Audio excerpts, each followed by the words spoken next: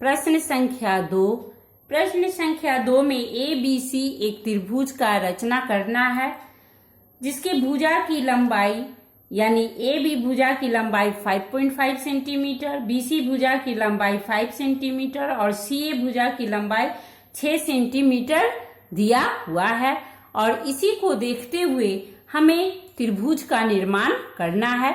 तो चले, सबसे पहले जैसे कि हम बतला चुके थे इसके पहले भी प्रश्न में कि हम लोग सबसे पहले एक रफ चित्र बनाएंगे। कॉपी के ऊपरी हिस्से में हम क्या करेंगे, एक रफ चित्र बनाएंगे। रफ चित्र बनाए, इसका नाम क्या हुआ, ABC और प्रश्न के अनुसार BC भुजा की लंबाई 5 सेंटीमीटर है, इसलिए यहाँ 5 सेंटीमीटर लिख दिए और AB भुजा की लंबाई क्या है 5.5 और CA भुजा की लंबाई जो है प्रश्न के अनुसार 6 सेंटीमीटर है। जो प्रश्न के अनुसार भुजा की लंबाई जो दिया गया था उसे हम लोग लिख दिए। अब कॉपी के ऊपरी हिस्से में जो भुजा की लंबाई दी गई है उसे हम स्केल की सहायता से हम सरल रेखा खींच लेंगे। तो सरल रेखा खींचते हैं। पहला भुजा है 5.5 यानी 5.5 का लाइन खींचेंगे।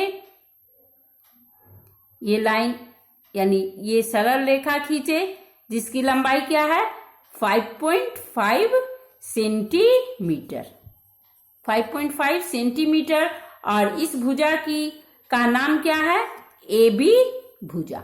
दूसरा भुजा जो है वह है BC और इस भुजा की लंबाई क्या है 5 सेंटीमीटर, यानी दूसरा सरल रेखा जो हम लोग खींचेंगे वह 5 सेंटीमीटर का होगा और उसका नाम क्या है BC।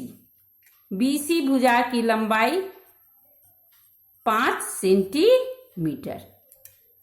तीसरी भुजा जो है वह है CA और इसकी लंबाई क्या है 6 सेंटीमीटर। तो तीसरा जो सरल रेखा खींचेंगे इसकी लंबाई 6 सेंटीमीटर होगी और इसका नाम क्या होगा CA या AC भी हम बोल सकते हैं, 6 सेंटीमीटर। अब इन्हीं तीनों भुजा की लंबाई के अनुसार हम लोग त्रिभुज का निर्माण करेंगे। तो जैसा कि हम पहले बतला चुके हैं, कॉपी के बीच में हम एक लंबा सरल रेखा खींचेंगे। लंबा सरल रेखा खींचते हैं। अब रफ चित्र को देखते हुए यहाँ पर हम त्रिभुज का निर्माण करेंगे। तो इस सरल रेखा पर कोई एक बिंदु लेंगे। इस बिंदु का नाम क्या होगा B। अब यहाँ रफ चित्र में हम लोग BC भुजा की लंबाई क्या लिखें 5 सेंटीमीटर, यानी जहाँ चित्र बना रहे हैं, जहाँ हम रचना बना रहे हैं वहां भी हम लोग BC भुजा की लंबाई क्या लेंगे 5 सेंटीमीटर। तो अब कंपास और पेंसिल की सहायता से 5 सेंटीमीटर वाले लाइन को हम लोग मापेंगे। ये हमारा 5 सेंटीमीटर है। 5 सेंटीमीटर वाले लाइन को यानी भुजा को हम माप कर हम B बिंदु पर कंपास को रखते हुए एक चाप काट दिए। जहां चाप कटेगा वहां पर एक बिंदु मार्क करेंगे और इस बिंदु का नाम क्या हो जाएगा C। अब रफ चित्र के अनुसार AB भुजा की लंबाई क्या है 5.5 सेंटीमीटर। तो अब कंपास की सहायता से हम 5.5 सेंटीमीटर वाले लाइन को माप ले रहे हैं। ये 5.5 सेंटीमीटर वाले लाइन को माप लिए। अब B बिंदु पर कंपास को रख के हम 5.5 सेंटीमीटर वाले चाप को काटेंगे। ये चाप काट चुके। अब तीसरी भुजा जो है वह है AC या CA। इसकी लंबाई क्या है 6 सेंटीमीटर, यानी अब हम 6 सेंटीमीटर वाले लाइन को कंपास की सहायता से मापेंगे और B बिंदु पर कंपास को रखकर हम दूसरे चाप को काट देंगे।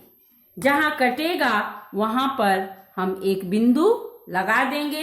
अब यहाँ 3 बिंदु मिल गया, 1 2 और ये 3।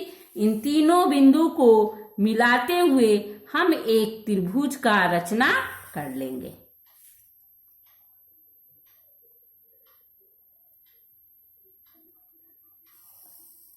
तीनों बिंदु को मिलाते हुए हम एक त्रिभुज बनाए और इस त्रिभुज का नाम क्या हुआ? ABC।